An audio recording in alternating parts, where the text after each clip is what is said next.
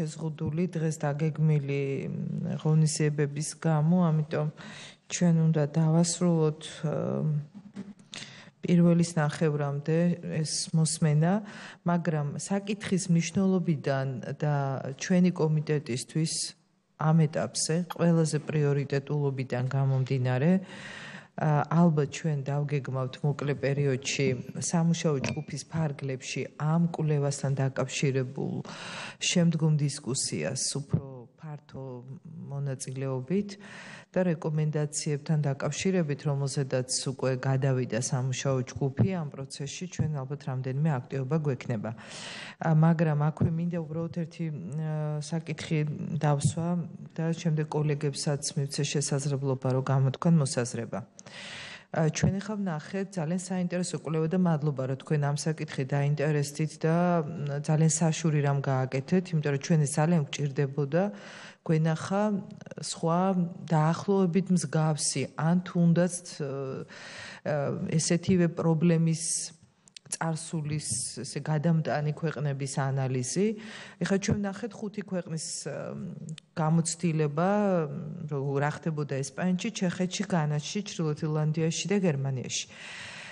სხვადასხვა სპეციფიკა, თუმცა რეჟიმი, დანაშაულებრივი რეჟიმი და ძალადობრივი რეჟიმი ამ და სხვა ქვეყნებმა გამოიარეს. პირველი მინდა კითხოთ, თქვა რა სპეციფიკით შეარჩია ექსპერტმა კვლევის პროცესში ეს 5 ქვეყანა და სხვა ქვეყნებთან დაკავშირებითაც ხომ არ ქონია თუნდაც ესე ვთქვათ მინიმალური კვლევა ან ინფორმაცია, სადაც შეიძლება დავინახოთ მსგავსი იდენტური პრობლემა. ეს ერთი. მეორე, აი ამ 5 ქვეყანათაგან, რომელიც არის კვლევაში მოცემული, თქვენი აზრით, რომელი ქვეყანა არის ყველაზე უფრო ახლო საქართველოში არსებულ აი ამ სისტემურ დანაშაულებებთან, იმ პრობლემებთან, რომელსაც ჩვენ ახლა ვსწავლობთ. ეს მეორე კითხვა. ზოგადად დასკვნა თქვენი რაც გქონდათ, დამამშვიდებელი ნამდვილად არ არის, იმიტომ რომ ამ დასკვნის ნაწილში იყო მითითებული, რომ პრაქტიკულად საქართველოს კონტექსტია არის უნიკალური და არ არსებობს ზარეცეპტი, ან როგორ უნდა მოიქცეს ქვეყანა მსგავსი გამოცდილების შემთხვევაში. ეს დასკვნა მართლაც ძალიან სკეპტიკურია, მაგრამ ჩვენ მაინც გვინდა დავინახოთ რა შეიძლება აი ამ კვლევიდან ჩვენ შემთხვევაში იყოს სასარგებლო და საჭირო. ერთი რამ რაც აშკარად ძალიან ისე თვალნათლივ ჩანდა, იყო ის, რომ საკმაოდ დიდ ხანს უნდებოდა ყველა ეს ქვეყანა აი ამ რეჟიმიდან გამოსვლის შემდგომ ანალიზის პერიოდს. თუ ჩეხეთის მაგალითზე იყო თქვა 6 წელი, ხო? 10 წელი, გერმანიის მაგალითზე კიდევ უფრო მეტი და დღესაც ეს დისკუსიები გრძელდება და ამ შემდეგ, აი ბევრი ასოციაცია გამიჩნდა ახლა. მე პირველი ის, რომ ჩვენ 3 წელია სულაც დავცილდით იმ ძალადობრივ სისტემას და რეჟიმს. 3 წელია, 3 წელი გახდა. ამ 3 წლის განმავლობაში დისკუსია არ სრულდება და არ დასრულდება კიდევ დიდ ხანს არ ჩვენს ქვეყანაში იმ სისტემის მიმართ არსებული შედეგებიდან გამომდინარე, იმიტომ რომ საქართველოს პატარა ქვეყანაა და შესაბამისად ამ პატარა ქვეყანაზე უფრო მძიმედ აისახა ძალადობის მასშტაბები, ამიტომაც ჩვენმა კომიტეტმა და ეს დისკუსია ბუნებრივია გაგრძელდება და იმ საუკეთესო რეცეპტისთვის ძებნა, რასაც ჩვენ ვეძებთ, რომ კიდევ რა შეიძლება ქვეყანამ გააკეთოს, ამისთვის კომიტეტმა მე ვფიქრობ მაქსიმალურად ესე ვთქვათ დიდი ტვირთი აიღო თავის თავზე, იმიტომ რომ პირველი ჩვენ რაც ყველაზე სწრაფად გავაკეთეთ, ამის გადადება არ შეიძლებოდა, შექმნილი ვითარებიდან გამომდინარე იყო ამინისტია. უპრეცედენტო, ყველაზე მასშტაბური, ჩვენ ამაზე შეგნებულად წავედით, რომ ეს ამინისტია თავისი მასშტაბით შეხებოდა ყველა მსჯავრდებულს გარკვეული თქვათ დოზით სასჯელის შემცირება და სამწუხაროდ ის მასში ვერ მოხდა, მხოლოდ უვადო თავისუფლება აღკვეთილი პირები ეს დარჩა პრობლემად, თუმცა ძალადობრივი დანაშაულებები ჩვენ არ შევიტანეთ ამინისტიაში, შევიტანეთ მხოლოდ ეკონომიკური დანაშაულებები, ნარკომომხმარებლები, ნაკლებად მძიმე კატეგორიის დანაშაულებები, რაც დაექვემდებარა ამინისტიას სრულად, მაგრამ არა ძალადობრივი ქმედებები, ყაჩაღობა, მკვლელობა, ძარცვა, გატაცება, ასე შემდეგ. არც ერთი ეს მუხლი არ იყო ამინისტირებული, მაგრამ სასჯელის 1/4-ით შემცირება შეეხო ყველა მსჯავრდებულს გამომდინარე იქიდან რომ გარდა უკანონო სასჯელებისა და უსამართლო განაჩენებისა იყო მკაცრი მიდგომა სასჯელის გამოტანის დროს სასამართლოების მხრიდან ეს იყო მკაცრი სასამართლო პოლიტიკა. ჩვენ ამინისტიის გარდა და ამინისტია იყო მნიშვნელოვანი აქტი, რომელსაც ჩვენ აღსრულების პროცესში ვაკვირდებოდით, ეს იქნება ჩვენი კვლევის ასევე საერთო დასკვნაში ასევე მიმოხილული, რა აჩვენა ამინისტიის შედეგებმა. განთავისუფლებული პირველ წელს 8700 ადამიანიდან, შემდეგ უკვე მთლიანობაში როცა გაგრძელდა ამინისტიის გამოყენება და ყველასფერი ეს ხდებოდა სასამართლოს კონტროლით, ანუ სასამართლო იხილავდა ვის ეხებოდა, ვის არ ეხებოდა და ასე შემდეგ. ამის შემდეგ სასჯელთა შეკრების წესი გავაუქმეთ, ანუ ჩვენ გადავედით საკანონმდებლო ცვლილებებზე და ესე სწრაფად მოხდა 2013 წელს, როდესაც სასჯელთა შეკრება გავაუქმეთ და შემოვიტანეთ ადრე არსებული წესი უფრო გაკეთილშობილებული ფორმით ნაწილობრივი შთანთქმის ან შთანთქმის პრინციპი, რომლითაც ასევე შეეხოთ შემდეგ ამინისტიის აქტთან ერთად სასამართლოს გადაწყვეტილებით პატიმრებს და მთლიანობაში ეს ამინისტია გათავისუფლების კუთხით ეტაპობრივად დაახლოებით 2 წლის განმავლობაში შეეხოთ 16,000-ზე მეტ ადამიანს. ამინისტიის შედეგები არის ძალიან მნიშვნელოვანი, რომ ნახეთ განმეორებითობა რამდენი იყო იმ პატიმართაგან, ვინც გატოვა საპატიმროები ამინისტიის შემდეგ. უპრეცედენტო დაბალი იყო განმეორებით ჩადენილი დანაშაული და 2 წლის განმავლობაში ის არაცდა 6%-ს. ეს არის უპრეცედენტო დაბალი მაჩვენებელი, ეს მინდა ხაზგასმით თქვა, იმიტომ რომ ჩვენ კვლევაში უნდა შევეხოთ ამ საკითხებსაც და აქ სამუშაო ჯგუფი ვინც ესწრება მე თქვენთვისაც მინდა ეს თქვა, რომ ჩვენ ეს სტატისტიკა აუცილებლად უნდა მოვიხმოთ და დავაკვირდეთ სწორედ აი ამ ანალიზს, რომ რამდენი იყო განმეორებით ჩადენილი დანაშაული და როგორია სხვა ქვეყნების პრაქტიკა. ანუ იქ განმეორებითი დანაშაულის რაოდენობა გაცილებით მაღალია, ფიქსირდებოდა 20-30% და უფრო მეტი, გაცილებით უფრო ძლიერი დემოკრატიის ქვეყნებში. სხვათა შორის ახლა ამერიკის შეერთებულ შტატებში მომზადდა ამინისტიის ყველაზე მასშტაბური აქტი, იცით თქვენ, რომელსაც ახლა იხილავენ სწორედ და იგეგმება თუ არ ვცდები ნოემბრის თვეში ამ ამინისტიის აქტის მიღება, ეს იყო ბოლო ინფორმაცია რაც გავრცელდა, ეს არის ყველაზე მასშტაბური აქტი, ამბობენ რომ ის შეეხება დაახლოებით არ ვიცი თუ ვარცებ 15,000-ზე მეტი ადამიანის სახელდება და კატეგორიები დაახლოებით იგივეა რაც მე ჩამოვთვალე და პირველი მიზეზი არის გადატვირთულობა, იმიტომ რომ ერთ ის ქვეყანაც ასევე სახელდება იმ ქვეყნებს შორის, რომელსაც ყავს პროცენტულად მოსახლეობასთან შეფარდებით ძალიან ბევრი პატიმარი და ის არის სამეულში. რამდენადაც უცნაური არ უნდა იყოს ეს ინფორმაცია, რაც საჯარო ინფორმაცია, საქართველოს აღარ არის პირველ ადგილზე ევროპის ქვეყნებს შორის, როგორც ის ვიყავით ჩვენ 2012 წლამდე, დღეს გვყავს 10,000-ზე ცოტა მეტი პატიმარი, ჩვენ ახლა გვაქვს ზუსტად ის ლიმიტი. რაც 100,000 მოსახლესთან შეფარდებით საქართველოს უნდა დაიცვას, ეს არის ის ზღვარი, რაც ახლა არის პატიმართა რაოდენობით. მე ვისურვებდი, რომ ეს ზღვარი ჩვენ არ დავარღვიოთ და სხვა ღონისძიებებით ვიმოქმედოთ პრევენციულ პროცესში.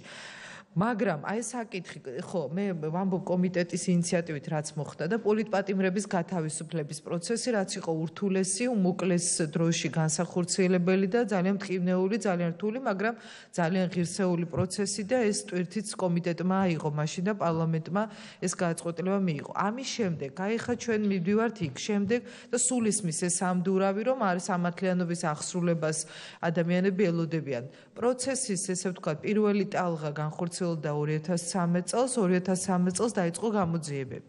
ეხლა ჩვენ მივიღებთ ძალიან მალე უახლეს სტატისტიკას, რამდენი საქმეა დასრულებული, განაჩენი გამოტანილია უკვე 100-ზე მეტია წამების და არაადამიანური მოპყრობის და ძალადობრივ ფაქტებს, რაც უკვე დამდგარია გასამართლებულ პირთა რაოდენობა უფრო მეტია, მე მგონი განაჩენთა რაოდენობაც, როგორც ბოლო ინფორმაცია მოგვაწოდეს, არის 100-ზე მეტი. ჩვენ უახლეს ამ სტატისტიკას ახლა მივიღებთ 2015 წლის ჩათვლით და ეს სამუშაო ჯგუფს ექნება, რაც შეეხება საკუთრების უფლებას, ამაზეც დაიწყო სწორედ იმ დეპარტამენტში მუშაობა. ანუ ეს არის ამ სამართლიანობის აღსრულების, ესე ვთქვათ, მეორე ფაზა. მეორე ფაზა გულისხმობს გამოძიებების გაგრძელებას და მიუხედავად აი ამდენი განაჩენისა, რომელიც დადგა და მაინც ამბობენ, რატო არ დასაჯეთ ეს წამებლები და ამდენი განაჩენი დგას უკვე ამ პატარა ქვეყნისთვის ეს ცოტა არ არის და თუმცა ეს პროცესი არ დასრულებულა, მათ შორის საკმაოდ მაღალი თანამდებობის პირებს აქვს წამების მუხლით უკვე განაჩენი უკვე გამოტანილი, გამოტყუნებელი განაჩენი, გრძელდება ეს პროცესი. რას აკეთებს ამ პროცესში პარლამენტი? ჩვენ ამიტომ შევქმნით ეს სამუშაო ჯგუფები, რომელიც ჯერ დაიწყო, ესე ვთქვათ, პარლამენტისავე რესურსით და ჩვენ ესე ვთქვათ, შეგნებულად მიუდექით ამას ამ ფორმით, რომ პარლამენტის ესე ვთქვათ, საპარლამენტო მონაწილეობა და ტექნიკური ჯგუფი, რომელიც არის აპარატის სახით ჩართული, მაგრამ ამავე დროს ყავს მოწვეული რამდენიმე უწყება, მათ შორის სახალხო დამცველის წარმომადგენელი, სხვა სტრუქტურები და ჩვენ გვინდა რომ აი როგორც მოწვეული, ვთქვათ, ექსპერტი ან მოწვეული არასამთავრობო ორგანიზაცია, ისევე როგორც თქვენთანაც გქონდა ამ მსგავსი ტიპის შეხვედრა და შემოგთავაზეთ, რომ ეს ინფორმაცია ჯგუფმა მიიღოს. და რა მინდა რომ მთლიანობაში შემაჯამებლად ვთქვა, ჩვენ აი ამ ჯგუფის სახით გვინდა სწორედ მოვამზადოთ ის საბოლოო შეფასების დოკუმენტი დასკვნა, რომელიც აი ამ მოვლენებს შეაფასებს, იმიტომ რომ კომიტეტს უნიკალური ბაზა აქვს, მას თავად აქვს ის ბაზა, რომელიც საკმარისია კვლევის ჩასატარებლად, იმიტომ რომ ყველაზე მეტი განცხადება პროკურატურის შემდეგ მიიღო სწორედ ადამიანის უფლებათა დაცვის კომიტეტმა. ამიტომ ჩვენ ბაზაზე კვლევის ჩატარება არის სრულიად საკმარისი, სრული სურათი რო დავდოთ, მაგრამ ჩვენი რესურსი შეიძლება არ იყოს საკმარისი იმისთვის, რომ საბოლოო რეკომენდაციები შევიმუშაოთ, ამიტომ ჩვენ ვფიქრობთ, რომ გავაფართოვოთ ეს შესაძლებლობა და მოვამზადოთ ის რეკომენდაციები და ის მექანიზმი შევთავაზოთ პირველ რიგში ჯერ პარლამენტს და საზოგადოებას, რომელიც აი ამ პრობლემას მოაგვარებს. აი წავალთ ან ჩეხეთის გზით, ან წავალთ გერმანიის გზით. არ ვიცი, აი ამაზეც მე უნდა ვიმჟელოთ, რომელი მოდელი შეიძლება ახლოს იყოს ჩვენთან. და არის თუ არა 3 წელი ბევრი იმისთვის, რომ ჩვენ ვთქვათ, ჯერ კიდევ აი ამ ანალიზის პროცესში ვართ და საბოლოო, ესე ვთქვათ, ეტაპი არ დამდგარა. თუმცა მოქმედებები, რაც მე ჩამოთვალეს, პარალელურად მიმდინარეობს. აი ეს საკითხებია, რომელზედაც საინტერესო იქნებოდა თქვენგან მოსმენა კომენტარის და ჩემ კოლეგებსაც, ქალბატონ გუგულისაც აქვს და მაგრამ ქალბატონ გუგულის მოусმინოთ და შემდეგ ერთად რო უპასუხოთ. მოგესალმებით, დიდი მადლობა ამ პრეზენტაციისთვის. მე ცოტა მიკვირს პარლამენტის წევრების პასიურობა, იმიტომ რომ ერთი მთავარი, რასაც ჩვენ საზოგადოება გვთხოვს, ეს იყო სამართლიანობის აღდგენა და აქ რას ვაკეთებთ, ეს პარლამენტის თვითმფრინავმა წევრმა უნდა კარგად გააცნობიეროს და მე მინდა პირდაპირ გადავიდე, რომ აი ხა ერთ-ერთი მთავარი შემაფერხებელი ამ პროცესის დაწყებისთვის არის ის, რომ წინა რეჟიმი არ არის შეფასებული. ყველა ამ შემთხვევაში იყო რეჟიმის შეფასება. როცა რეჟიმის შეფასება, შემდეგ გეძლევა უკვე საშუალება ლუსტრაციის თუ ასე შემდეგ და ასე შემდეგ. ჩვენ ვართ უნიკალურ მდგომარეობაში მაგ ხრივ, იმიტომ რომ ჩვენ იმ საერთაშორისო მდგომარეობის, ესე იგი შეფასებების გამო არ მოგვეცა საშუალება, რომ ის რეჟიმი, რაც იყო, შეგვეფასებია როგორც რეჟიმი, იმიტომ რომ იცით, რომ საერთაშორისო შეფასებებით ის წინა რეჟიმი არ იყო მიჩნეული როგორც თქვათ რეჟიმი, რომელსაც შემდეგ შეფასება ჭირდება. ყველა ამ შემთხვევაში საერთაშორისო შეფასება იყო უარყოფითი, ეს იყო რეჟიმი გერმანიაში, ჩეხოსლოვაკიაში და ყველგან. ეს არის მთავარი ერთ-ერთი პოლიტიკურად ხელისშემშლელი, მაგრამ პარალელურ რეჟიმში ეს არ გვიშლის ჩვენ, ალბათ ჩვენ დაგვჭირდება უფრო ინდივიდუალური საქმეების განხილვით გავიდეთ თანდათანობით, ალბათ ამას არაფერი არ უშლის ხელს.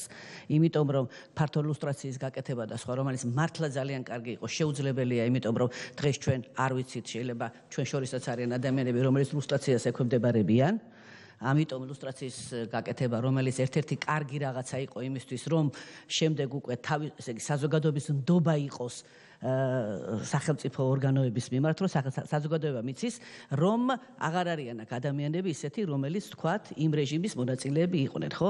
ამიტომ უნიკალურობა და სიზნელე სწორედ ეს არის, მე ასე მგონია და თუ დამეთახმებიან ამაში მოხსენებლები და გარდა ამისა, კიდევ შეიძლება და ჩვენ წავსულიყავით იმ გზის, რომელიც გამოძიებას და რამეს არა, მაგრამ შერიგებაა და რომელსაც შემდეგ შეიძლება მაინც მოყვეს უარყოფითი, მაგრამ შერიგების შესაძლებლობასაც არ გვაძლევს ის მეორე მხარე, რომელსაც არაფერზე ბოდიში არ მოუხდია ამ 9 წლიანი რეჟიმის გამო. ამიტომ ჩემი აზრით და არ ვიცი დამეთახმებით თუ არა, ეს არის ორი მთავარი სიზნელე, რომელიც დღეისთვის გვაქვს, მაგრამ მიუხედავად და გარდა ამისა კომისიის შექმნის დროს პოლიტიკურად ანგაჟირების იარლი კი შეიძლება ადვილად მოვიდეს, იმიტომ რომ ვინ არის ეს კომისია, თუ ჩვენ ვართ რომ მას წინა ხელისუფლება დაამარცხა, ასეთ შემთხვევაში უფრო მეტია ამისი შანსი და ვინ უნდა იყოს ის შედარებით დამოუკიდებელი კომისია, რომელიც ამას გააკეთებს და აი ეს სიზნელეები და გარდა ამისა, აქ არის კიდევ ასე ეგრეთ წოდებული პოლიტიკური და ფინანსური სიზნელეებიც გვაქვს.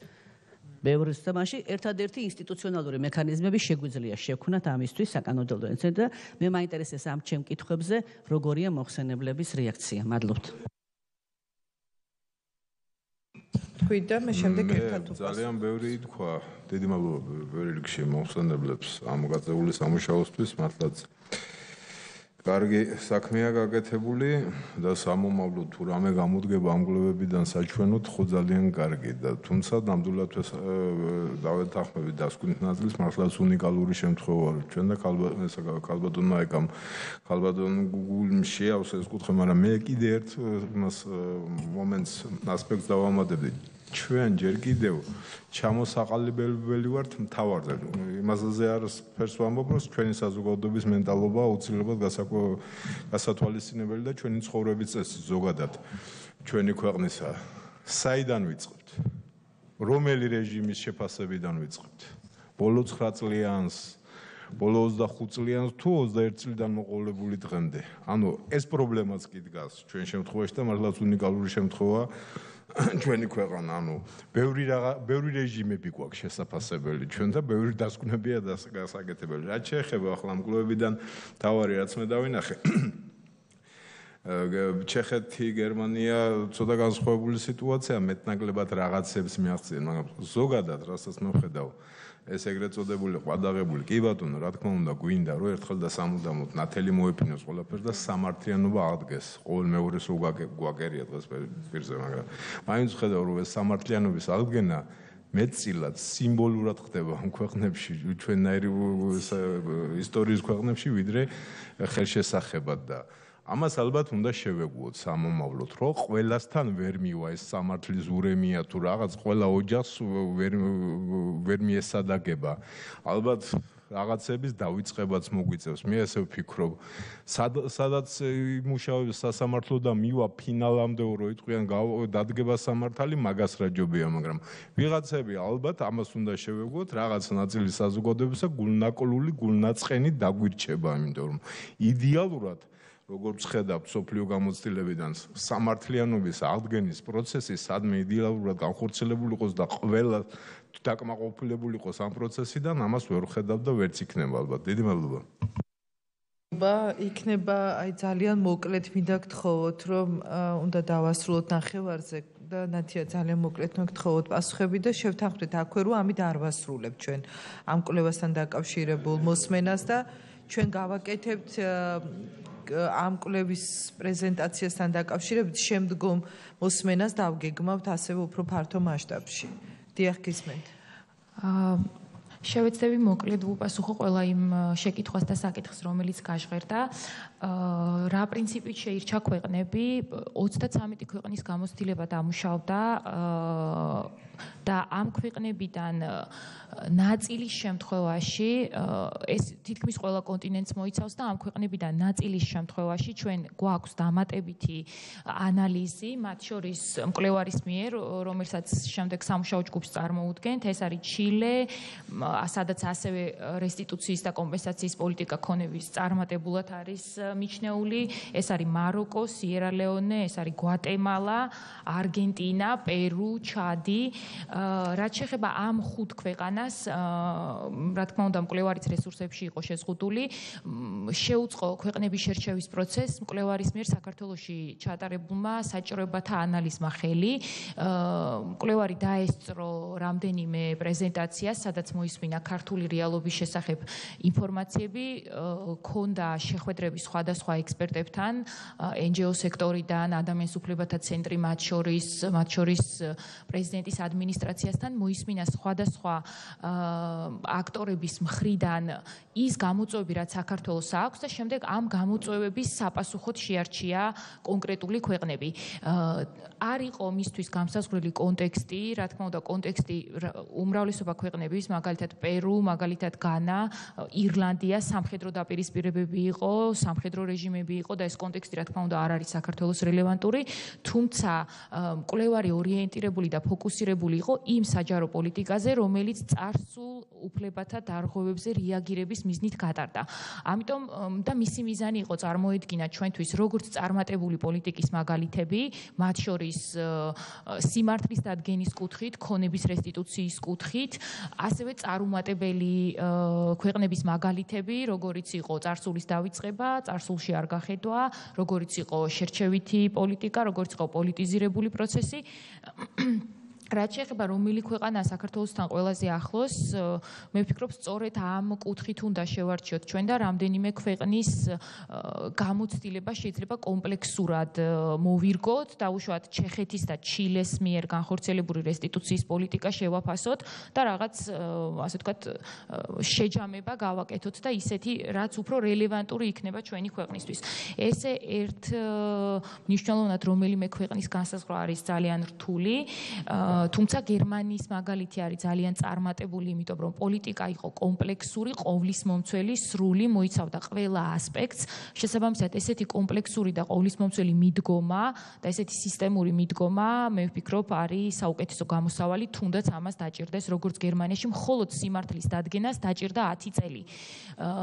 მეტი 99 წელს დასრულდა რეჟიმი და 98-ში დადო კომისიამ დასკვნები, თუ რა ხდებოდა გერმანიაში. ეს იყო შიგნიდან პროცესი და ფაქტურად თვითონ მოახდინეს რეჟიმის შეფასება, ამიტომ ქალბატონი გუგულის კომენტარს მინდა გამოვეხმაურო, წარსულში ადამიანის უფლებათა დარღვევების შეფასება, თუნდაც ეს არ იყოს სასამართლოს გზით, მაინც შესაძლებელია, კარგი ანალიტიკური და კვლევითი მუშაობის შედეგად და მე მივესალმები კომიტეტის ამ ინიციატივას და სამუშაო ჯგუფების საქმიანობას, რომლის მიზანიც არის სწორედ ეს ისტორიული ანალიტიკური, ასე ვთქვათ, დასკვნის შემოთავაზება, რაც შეიძლება ერთგვარი ალტერნატივა იყოს, როგორც ეს მოხდა გერმანიის შემთხვევაში.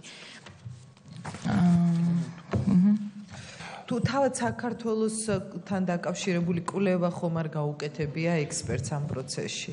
აი ჩვენი გამრილი პერიოდი საქართველოსთან დაკავშირებული კვლევა ძირითადად შეაფასა დარღვევების კატეგორიზაცია მოახდინა, რომელიც ვახსენე 5 დარღვევის.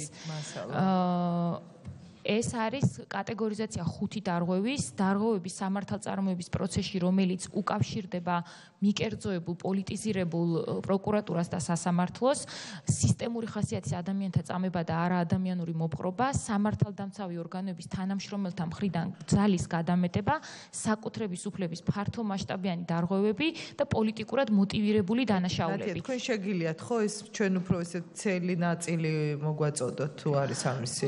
კი, რა თქმა უნდა, კვლევა ამ ეტაპზე არის ინგლისურ ენაზე, ვაპირებთ, რა თქმა უნდა, ყველა მასალები რაც გვაქვს, მას შორის კვლევა, თანმხლები მასალები, დამატებითი მასალები, ეს ყველაფერი გაკეთდა თქვენთვის, გაკეთდა გადაწყვეტილების მიღების პირებისთვის, იმისთვის, რომ ხელი შევუწყოთ პოლიტიკის შემუშავების პროცესს.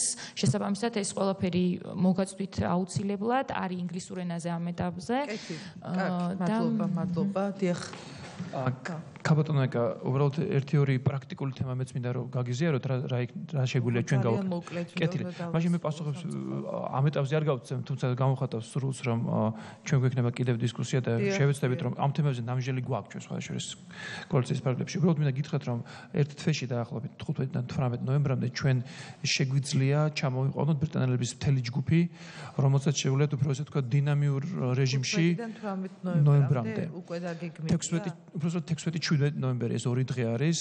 ფაქტობრივად დაგეგმეს, იმიტომ რომ ძალიან დაკავებულები არიან და ჩვენ დავარწმუნეთ, რომ დაახლოებით სწორი დრო იქნებოდა, რათა შეხვდნენ საკანონმდებლო ხელისუფლების და ასევე სხვა შტოების წარმომადგენლებს და თუ სურვილი იქნება, რომ ვიმსჯელოთ უკვე ამ ქვეყნების გამოცდილებაზე და რაღაც გარკვეული ესეთი სტრატეგიული პოლიტიკის ვორქშოპის მოვაწყოთ, რომ აი ეს ქართული უნიკალური რეცეპტი გავიაზროთ მაინც, იმიტომ რომ მართლაც ვერ გადმოიღებ სხვა ქვეყნის გამოცდილებას. ეს დღეები კომიტეტს აქვს გასვლითი ასე ვთქვათ, ვიზიტი და სამწუხაროდ აი ამ 2 დღეს დაემთხვა უკვე, ხო?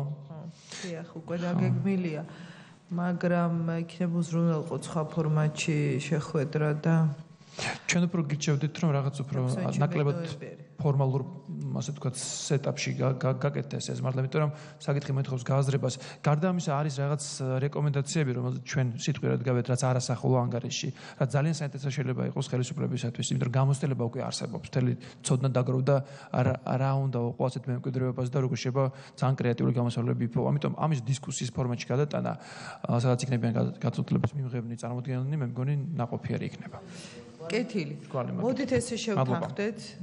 დღეს ძალიან დიდი მადლობა კომიტეტის სახელით, რომ ასეთი საინტერესო კვლევა გაგვაცანით. შევთანხმდეთ, რომ ჩვენ დავგეგმავთ მეორე და უფრო გაფართოებულ მოსმენას ამ საკითხზე და ჩვენ სხვა კოლეგებსაც გადავცემთ ამ ინფორმაციას, მათ შორის სამუშაო ჯგუფის გაფართოებულ შეხვედრასაც ჩავატარებთ.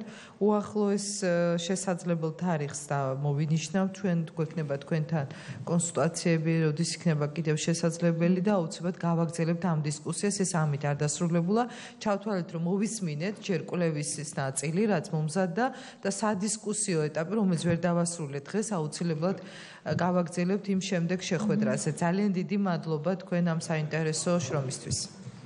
მადლობა.